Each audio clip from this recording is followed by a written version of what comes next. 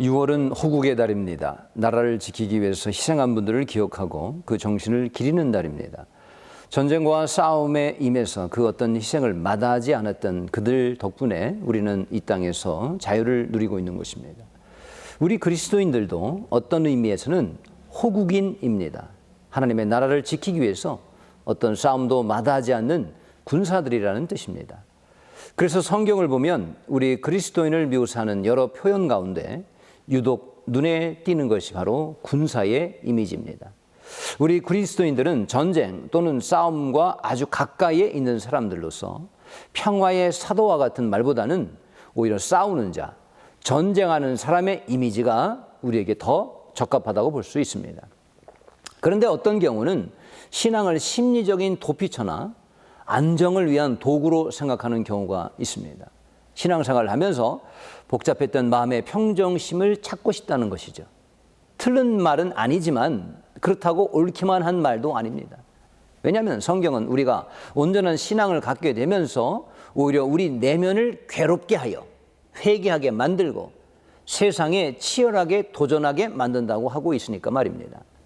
마태복음 10장 34절에서 예수님은 내가 세상에 화평을 주러 온 줄로 생각하지 말라. 화평이 아니요 검을 주러 왔노라 라는 선언을 하셨습니다.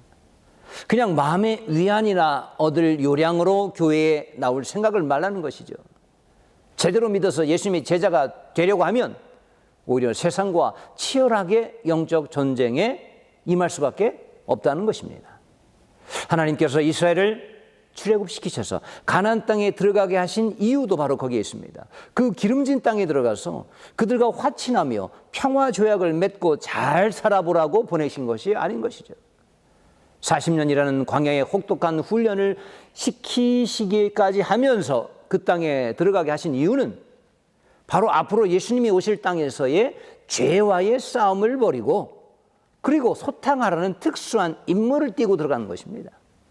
그런데 이스라엘은 본래의 임무를 어느덧 잊어버리고 적지에서 전쟁은 벌이지 않고 적이 누군지도 모르며 급기야는 적들과 함께 농사짓고 시집장가가고 살고 있었던 것입니다. 여러분, 우리가 왜 이 땅에 보내졌을까요? 땅을 차지하고 먹을 것을 위해서 농사 잘 지어서 잘 먹고 편안하게 잘 살려고 보냄받은 것이 아닙니다. 하나님을 대적하는 세태와 용감하게 맞서 싸워 승리하며 하나님 나라의 가치를 수호하라고 보냄받은 것입니다. 우리 그리스도인들에게는 전투 의욕이 있어야 합니다. 절대로 편하게만 살라고 해서는 안 되는 것입니다. 죄를 보면 본능적으로 싸울 준비를 해야 한다는 것이죠. 우리의 정신의 문을 닫아야 합니다.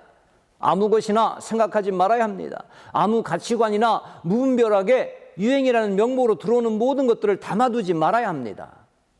기도가 공격력 무기가 되고 말씀이 방어용 방패가 되어서 예배를 통해서 훈련을 받고 우리를 부르신 사령관 되시는 그리스도의 지시를 받고 나아가 담대히 싸워야 하는 것입니다.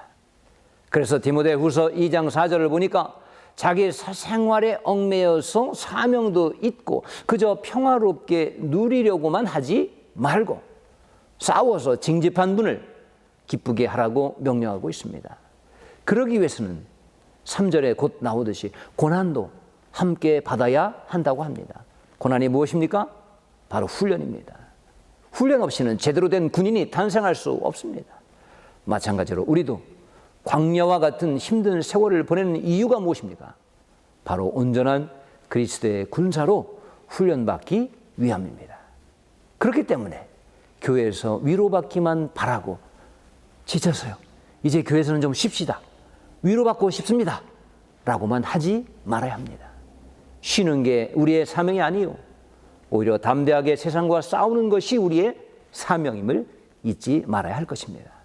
사랑하는 여러분, 세상에 도전하시기 바랍니다. 그만큼 사랑받았으면 됐지 뭘 더 받아야 한다는 것입니까? 주님의 제자라면 우리를 성도답지 못하게 만드는 수많은 유혹과 영적인 전쟁을 벌이면서 주님처럼 담대하게 맞대응해서 반드시 승리하시는 그리스도의 군사가 다 되시기를 축복합니다.